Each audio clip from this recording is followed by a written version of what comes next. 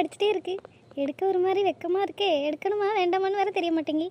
சரி எடுப்போம். என்னமோ நினச்சிப்பாவ. இவ்வளோ கஷ்டப்பட்டு ஃபோனெல்லாம் கொடுத்துட்ருக்காவ. பிறகு எடுக்காமல் இருந்தால் என்ன நினைப்பாவன்னு. ஏன் எப்போ ஃபோன் பண்ணோன்னு எடுத்துட்டு போல இருக்கு. ஆ ஓய் கேடி, என்ன பண்ணிட்டு இருக்க? கேடியா? நானா கேடி? நீங்கள் தான் கேடி. நான் கேடியா? ஏன் எதுக்கு நான் கேடி? ஆமாம், நான் ஃபோன் வாங்கலேன்னு சொல்லி எங்கள் வீட்டு ஆளிகள்கிட்ட ஃபோனை கொடுத்து தந்து விட்டீங்கள, அப்புறம் நீங்கள் தானே கேடி. ஆமா ஆமா, நாங்க கேடி. இவங்க ரொம்ப நல்லவங்க. ஃபோனே வேண்டாம்னு சொல்லிட்டு அடிச்சு ஒரு ஃபோன்லேயே எடுத்துட்டியம்மா. போங்க, அப்போ நான் கட் பண்ணுறேன். ஏய் சும்மா சொன்னேன் ராணி. உன்கிட்ட பேசணும்னு எனக்கு எவ்வளோ ஆசை தெரியுமா ராணி? உன்னை அன்னைக்கு பார்த்துலேருந்தே உங்ககிட்ட பேசணும், உன்னை பற்றிலாம் தெரிஞ்சுக்கணும்னு எனக்கு அவ்வளோ ஆசை. நீ தான் ஃபோனே வாங்க மாட்டேங்க. நான் என்ன செய்ய? அதான் அந்த அக்காவையே என்ன நினச்சாலும் பரவாயில்ல, நான் அவர்கிட்ட ஃபோனை கொடுத்து தந்து விட்டேன். எதுவும் கிண்டல் பண்ணாவளா? இல்லை, என் முன்னாடி எதுவும் கிண்டல் பண்ணலை. அங்கிட்டு போய் எதுவும் சொன்னாவளா என்னன்னு தெரியல. என்கிட்ட ஃபோனை மட்டும் தந்துட்டு போயிட்டாவ. அதுலேருந்து நெட்டே ஒரு அக்கா இருக்கா பத்தியா? எப்போ பார்த்தாலும் காமெடி ஏதாவது சொல்லி நல்லா சிரிப்பூட்டிகிட்டே இருக்கா. எனக்கு ரொம்ப பிடிச்சிருக்கு அந்த அக்காவை. அவிய எங்கள் அன்னைக்கு ஃப்ரெண்டு தான். என்னனாலும் ஓடி வந்து செய்வாவ. வீட்டில் என்ன வேலைனாலும் முன்னாடி வந்து ஆளாக நின்று நம்ம வீடு மாதிரி செய்வாவ. அக்கம் பக்கம்னா அப்படிதான் இருக்கணும். ஆ என்னம்மா பண்ற? சாப்பிட்டியா? இல்லை, இனிமே தான் சாப்பிடணும். நீங்கள் சாப்பிட்டீங்களா? அத்தை என்ன பண்ணுறாங்க?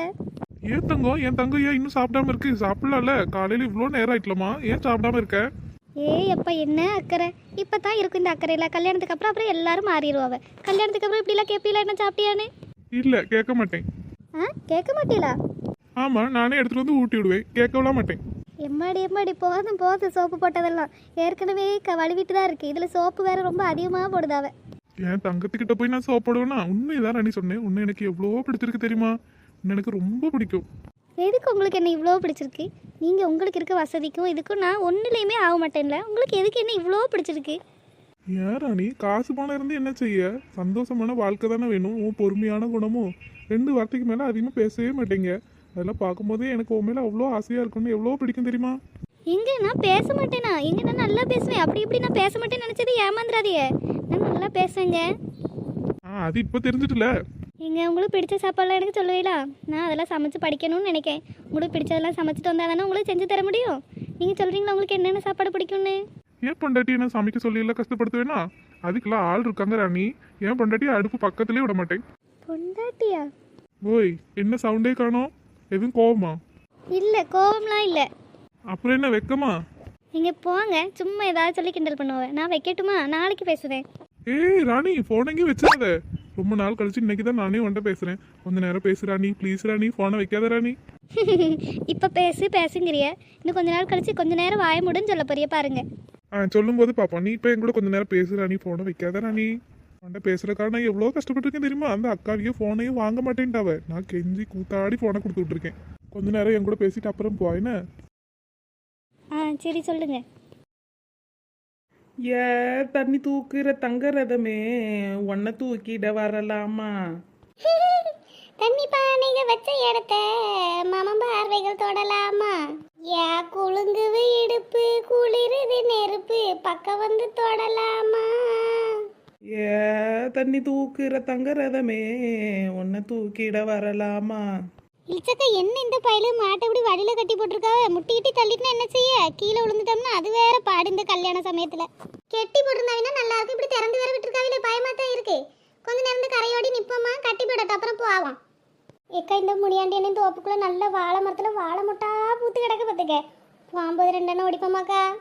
ஏட்டி ஒத்த ரசம் சும்மா இரு. வாய் வச்சுக்கிட்டு நெட்டை வலி வச்சுக்கிட்டு இதெல்லாம் சொல்லாதம்டி. நம்ம சொன்னாலே அவ ஓடி போய் பறிச்சிருவா. சும்மா கேடாங்கிட்டு 3 பேர் சும்மா இருங்கட்டி. ஏக்கா ஆசையா இருக்குக்கா, போகும்போது வாங்க, காலுக்கு 2 பிடிக்கிட்டு போவோம். ஏம்டி சும்மா ஊர்க்கரையே கொள்ளையில பூரா திருடாதிய. கடைசியில கொண்டு பஞ்சாயத்துல வச்சு கட்டி போட்டுற போறாவ. ஏன் இழுத்த குட்டி இப்படி ஆரம்பிச்ச உடனே அவசகுணமா பேசுறீ? எப்படி அவசகுணமாவே பேசிட்டு திரிங்க? ஒரு நாள் மூக்குல சமட்ட போறேன். உண்மையை சொன்னா மூக்குல சமட்டுவாளாம். ஊரா விட்டு போற தோட்டத்துல போய் வாழை போட்டு வாழைக்காயெல்லாம் திருடணும்னு சும்மா விடுவாங்களோ? ஏக்கா திருட்டுன்னு சொல்லாதேக்கா. ஆசையா இருந்தா 2 பறிக்க வேண்டியதுதான். அதை போய் திருட்டுன்னு எதுக்கு இப்படி கொச்சப்படுத்துதிய? ஆமா, உங்க பாட்டனும் பூட்டனும் விதை போட்டு வளர்த்து வச்சிருக்காவ. போய் கேட்டவனே பறிச்சுட்டு வரக்கு. ஊரா விட்டு தோட்டத்துல இருந்து தெரியாம பறிச்சா அது திருட்டு தாம்டி. ஊரா விட்டு தோட்டத்துல திருடாதீங்க. எது மந்திரிச்சு போட்டு போறாவ. அப்புறம் வயிறு அடிச்சு தான் சாவிய. இன்னும் வயிறு அடிச்சு சாவுமா? ஆமா இழுச்ச குட்டி, வா போய் பறிக்கும் போது நான் பறிக்க போறேன்னு உங்கள்கிட்ட சொல்லிட்டா போய் பறிப்பேன். உங்களுக்கு தெரியாம நான் போய் பறிச்சுக்கிடுவேன். ஏட்டி ஒத்த ரோசா சுடிதார் கறி போகும்போது காமிங்க எந்த ஆள் இருக்குன்னு. போகும்போது 2 பிடிங்கிட்டு போவோம். சேரிட்டி, வரும்போது நிறைய ஆட்கள் இருந்தாவ. போகும்போது பாப்பா ஆள் இல்லைன்னா வேணா பிடுங்க, இல்லைன்னா போயிரும் டி. எனக்கு நாளைக்கு ஞாபகப்படுத்திட்டு ஒத்த ரோசா மறந்துடாத. சரிம்டி நெட்டொல்லி. வாழ தோப்புக்குள்ள வாலிபத்தை கூத்தடிக்குது இங்கு சக்கும் சிங்கு சக்கும் சிங்கு சக்கும் சிங்கு வாசம் பூவுக்குள்ள வண்டு வண்டு கூத்தடிக்குது சிங்கு சக்கும் சிங்கு சக்கும் சிங்கு சக்கும் சாஞ்சாடும் வாழை கூறுத்து ஒரு சல்லாபலில எடுத்து சாஞ்சாடும் வாழை கூறுத்து ஒரு சல்லாபலில எடுத்து வண்டு வந்து கூத்தாடுது. ஏன் இந்த பாட்டை எழுதினவங்களும் பாடினவங்களும் மட்டும் கேட்டாவடையே யாரும் என்ன தேடாதீங்க அப்படின்னு எழுதி வச்சுட்டு செத்து போயிடுவாங்க. ஏன் இழிச்சக்கா என் குரல் வளத்தை பார்த்து இப்படி பொறாமப்படுத்திய? ஒரு மனுஷனுக்கு பொறாம இருக்கணும், இந்த அளவுக்கு இருக்கக்கூடாது. ஏன் ரொம்ப தான் பொறாமப்படுதாவ. எட்டி குஷ்பா இந்த தோட்டத்தில் களை எடுக்கணும்னு சொல்லி கூப்பிட்டாவ. நான் குறுக்கு பாதையிலேயே போறேன், நீங்க வீட்டை பார்த்து போங்கம்மா, நான் வந்துடுறேன். அப்படியே இழிச்சக்கா ஒரு ஆளுக்கு தான் வேலை இருக்கோ? சரி போங்க, நாங்க போய்க்கிடுதோம் போங்கக்கா. சரிட்டி குஷ்பா பார்த்து போங்க, மாடு போனதுக்கு அப்புறம் போங்கட்டி. ஏன் புஷ்பாக்கா இன்னைக்கு வீட்டில் என்ன கறி வச்சிய?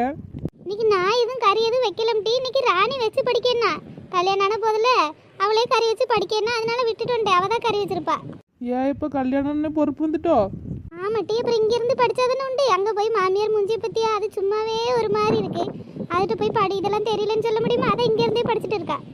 ஆமாம், வாய்க்குள்ளே எப்போ பார்த்தாலும் 2 கொழுக்கட்டை அள்ளி போட்ட மாதிரியும் வாயை சுருக்கி சுருக்கி வச்சுட்டு தெரியும். ஏக்கா ராணி கறி வச்சது எனக்கு கொஞ்சம் எடுத்துதாங்கக்கா.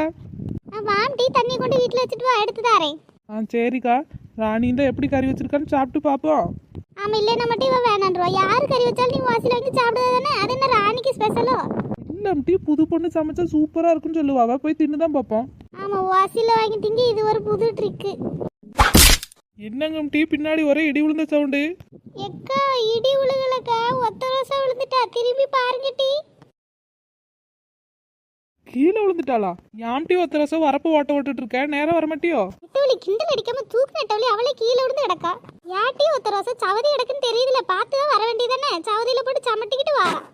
சவதியில சமட்டாம பறந்தா வர முடியும். எக்கா தூக்குங்கக்கா. ஏன் உனக்கு 2 கை இல்லாம எங்க போச்சு? தூக்கிட்டி ஒத்த ரசாவ. ஒரு ஆள் எப்படி தூக்க முடியும்? பிடிங்கிட்டி தூக்குவா. எம்மா இடுப்பு அடிஞ்சிட்டு டீ.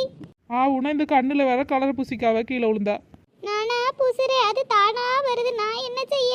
எடுத்துட்டு வந்து தண்ணியும் ஒரு ஓரமா கொட்டிட்டு தண்ணி போனா போட்டு ஒத்தரசா திரும்பி எடுத்துக்கிடுவோம். இடுப்பு எதுவும் அடிபட்டுட்டோ? எந்திரிமா, எந்திரிக்க முடியலையோ? இக்க ஒரு மாதிரி படபடன்னு வரையக்கா இருக்குக்கா. எந்திரிக்கேன். பையன் எந்திரிமிட்டி, பையன் எந்திரி. நாங்களும் தூக்க முடியாது, சவதியா இருக்கு பத்தி. அவனை தூக்குறோம், நாங்களும் விழுந்தோம்னா சிரமம் பார்த்துக்க. இருங்கக்கா, பையன் எந்திரிக்கேன். ஒன்றும் பிரச்சனை இல்லை, பொறுமையா எந்திரி. வீட்டுக்கு போய் இப்போ என்ன வேலை செய்ய போற? நெட்டக்காலன்னு இன்னைக்கு வீட்டில் கிடையாது. பொறுமையா வா, நாங்கள் நிற்கும். என்ன 2 ஒரு மாதிரி வாயை பிளந்துட்டு நிற்கி? நம்மளும் வாயை பிளந்துட்டு நிற்கணுமோ? சரி வாயை பிளப்போம். ஒரு பச்சை பிள்ளைய காவலுக்கு டிம்பாட்டினமே சீக்கிரம் பேசிட்டு வரணும்னு பேசிட்டு வராவளா? இவ்வளோ நேரம் கல்லை போட்டு கிடக்காவ. காதல் வந்தாவே அம்பட்டுக்கும் கண்ணு தெரியாது போல. இந்த ராணியத்தையும் இவ்வளோ மாறுவாவை நான் நினச்சி கூட பார்க்கல. இந்த தண்ணி எடுக்க போனால் அம்மையும் காணோம், பாட்டி எங்கிட்டு போச்சுன்னு தெரியல, அப்பாவையும் காணோம். வீட்டில் ஒரு ஆளும் கிடையாது. வராமல் இருக்க வரைக்கும் நல்லது. அப்படி இவ்வளோ நேரம் என்ன தான் ஃபோனில் பேசுவாவ, கேட்டாலும் திட்டுவாவ.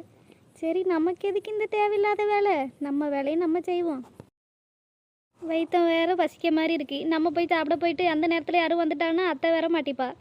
சரி, கொஞ்சம் நேரம் நிற்போம், இன்னொரு 1/2 மணி நேரம் பார்ப்போம். அப்பவும் வைக்கலன்னா நம்மளே போய் கூப்பிடுவோம். வேற என்ன செய்ய, வயிற்ற பசிக்கல. நம்ம ஊர் என்ன இவ்வளோ அமைதியாக கிடக்கு? மதியத்தில் எல்லாரும் எங்கே தான் போவா? அப்படி வீட்லேயும் வெளியிலேயும் ஒரு ஆளை கூட காண மாட்டேங்கி. ஒரே அமைதி மயமால இருக்குது.